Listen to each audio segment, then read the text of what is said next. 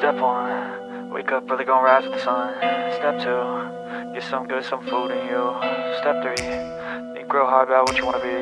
Step four, fuck everybody, just do your thing. Wake up, today's gonna be a good day.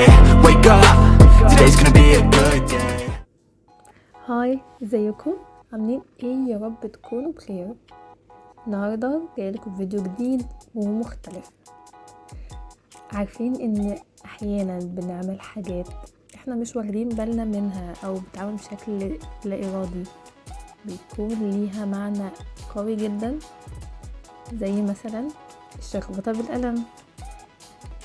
احنا عاده مثلا بنكون بنتكلم في الموبايل او قاعدين لوحدنا في وقت فراغ كده، او احنا بنذاكر مثلا ماسكين ورقه وقلم ومش مركزين قوي في اللي احنا بنكتبه او بنشخبطه ده.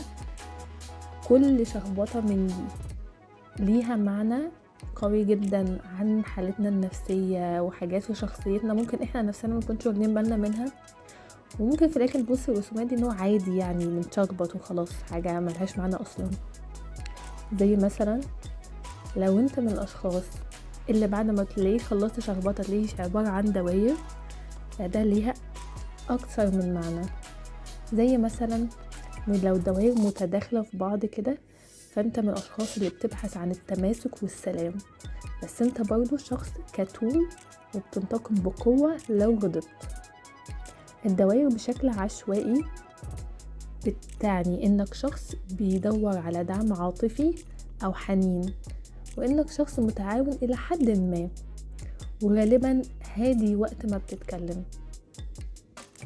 انما بقى لو من النوع اللي بيرسم مربعات، فانت الشخص يعني انك مجتهد جدا، محدود شوية في التعامل مع اللي حواليك، منظم، بتحب الحياة المنظمة جدا، ودايما بيكون عندك حلم وعايز توصله.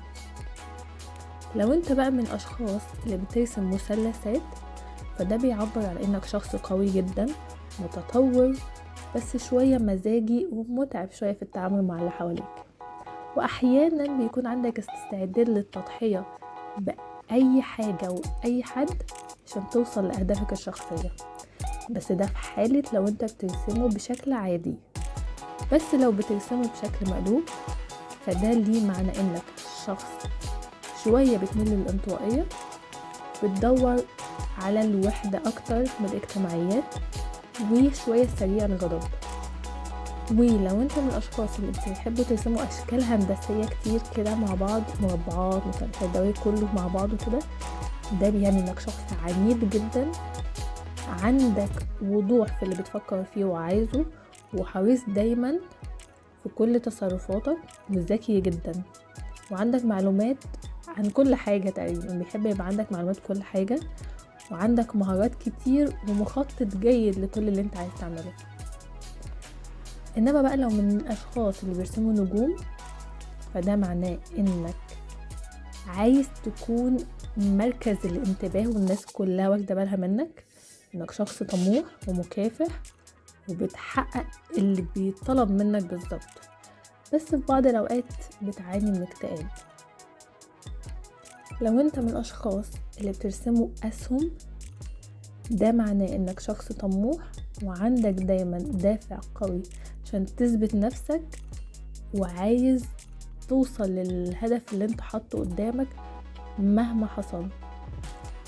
السهم ده معناه انك يعني في هدف انت راسمه قدامك وعايز توصل له، بس انت برضه شخص مش بتتهزم بسهولة، مش بتتقبل الفشل بسهولة، وعندك استعداد دايما انك تحاول تاني مهما وقعت.